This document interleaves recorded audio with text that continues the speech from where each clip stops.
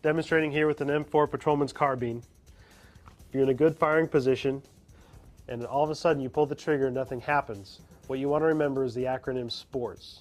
And simply put, SPORT stands for slap, pull, observe, release, tap, and squeeze. So when you're firing, you pull the trigger and nothing happens. The first thing you want to do is slap up on the magazine. This makes sure it's seated properly and that the next round can load. Second step is to pull. Pull the charging handle to the rear. The third step is to observe. Observe the chamber, watch the cartridge as it ejects, just to make sure that there's no obstructions. Next, you release the bolt forward. You tap on the forward assist to make sure that the bolt is firmly seated into the chamber. And then lastly, squeeze the trigger and you should fire.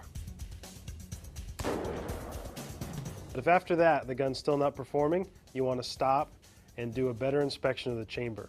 If there is a cartridge jammed in the chamber and you can't get it out through an immediate action drill, what you need to do is place the firearm down pointing in a safe direction to make sure that if there is a live round that's still in the chamber, it doesn't cook off. A round that's sitting inside of a hot barrel could ignite on its own. If after that the firearm's still not performing, you want to go and conduct what's called a remedial action. To do that, you're going to place the selector on safe, remove the magazine, and then you're going to need to disassemble the upper and lower receivers from one another. Once you've discovered that there's an empty casing that's stuck in the chamber, you're going to want to clear it. So, placing the weapon on safe, ejecting the magazine, and making sure that it's empty, you're now ready to go ahead and clear that casing. What you want to do is take a cleaning rod, come down through the muzzle, and tap that spent casing out. If you do encounter that there's a bullet stuck in the bore, don't try and remove it on your own. Take it to a qualified gunsmith to service it, because trying to clear it on your own is going to ruin the coating and or the barrel. One other issue that might arise that'll prevent your rifle from firing is using defective ammunition.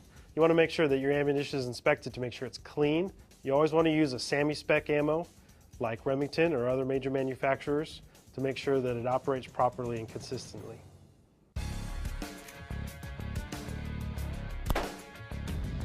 If you're experiencing any more problems or you need to see more troubleshooting tips, you can refer to the Bushmaster Operating and Safety Manual that came with the rifle, or you can download this online at bushmaster.com.